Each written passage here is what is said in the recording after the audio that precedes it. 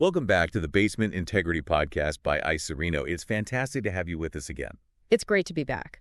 You know, in our last deep dive, we talked about basements that are still damp, even after waterproofing. Right, the what went wrong scenario. It's a tough spot for homeowners. It really is.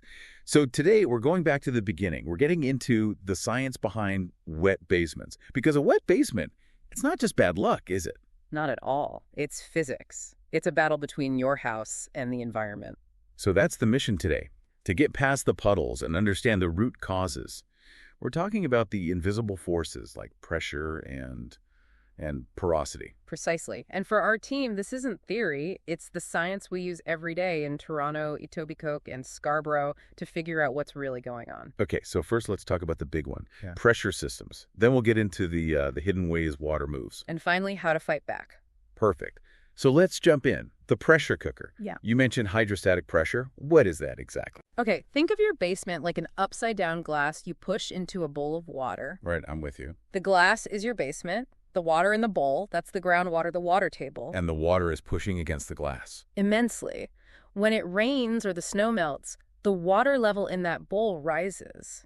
That weight creates enormous pressure trying to get into the glass. So it's not just a passive leak. The water is being forced in. It's an injection, pushed through tiny cracks and even the pores of the concrete itself. Wow. Okay, so that's the water from below. What about the water from above, from the rain? That's surface water intrusion. And honestly, it's often a self-inflicted wound. How so? Your downspouts. If they dump all that roof water right next to your foundation, you're just feeding that pressure system. You're pouring more water into the bowl. Exactly. And the other one is improper grading, where the ground slopes toward your house instead of away. It basically becomes a funnel. So even if you don't have major cracks, the water can still get in. Absolutely. And that brings us to the hidden mechanisms. The first one is capillary actions. I remember that from science class, like how water goes up a plant stem. That's the one. And concrete, on a microscopic level, acts like a hard sponge. It's full of tiny tunnels. A sponge. Yep. It literally wicks moisture up from the damp soil right into the foundation walls and floor. So the wall is just sucking up water. It is. Then you have vapor diffusion. This happens even without liquid water.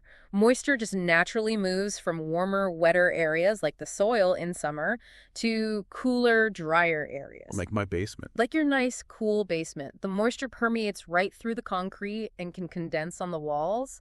It looks like a leak, but your walls are actually sweating. Okay, so what are the early warning signs? Yeah. The things to look for besides a puddle. Look for dark, saturated patches at the base of your concrete walls. That's the sponge effect in action. What about that white chalky stuff you sometimes see? Is that mold? That's a great question. Usually that's something called efflorescence. Efflorescence. It's just salt deposits left behind when the water evaporates. It's not harmful itself, but it is absolute proof that water is traveling through your foundation. It's the footprint of the water. Exactly. And if it keeps happening, you can get spalling, where the surface of the concrete actually starts to flake and chip off. Yikes. So how do we fight back against all this? How do we cure it? Well, first, you fight that hydrostatic pressure with an exterior drainage system, often called a weeping tile. It's a pipe that collects water at the base of your foundation and directs it away. It relieves the pressure. It gives the water an easier place to go. A path of least resistance. Then you manage the surface, extend those downspouts, regrade the soil so it slopes away from the house. What about from the inside? A lot of people just run a dehumidifier. A dehumidifier helps with the symptoms, but it doesn't fix the source. The water's still getting in. It's a bandage. It is. The real interior solutions are sealing cracks and, of course, a sump pump. The pump is the heart of the system. It collects any water from the weeping tile and mechanically pumps it out and away. So it's a whole system that has to work together. That's the key. It's a scientific approach. You have to understand how water, soil, and your home all interact. Ignoring one part of the equation just means the problem will come back. And a wet basement isn't just an inconvenience. It can affect your home structure and, your family's health with mold. Absolutely. So if you're listening and you see that white powder or you smell that musty smell, take it seriously. That's really what we do here at Icerino. We've been a trusted contractor since 2009, specializing in basement waterproofing, underpinning, and leak repair.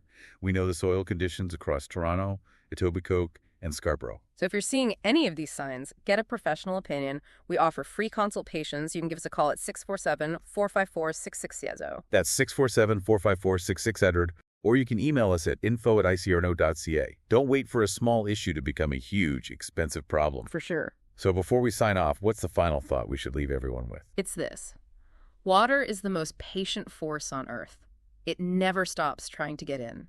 It will find the smallest weakness and work on it, day after day. The question isn't if the water will try. The question is your home's defense system smart enough to outlast it? That's something to think about. Thanks for listening. This has been the Basement Integrity Podcast by iCirino. Stay dry out there. Stay dry.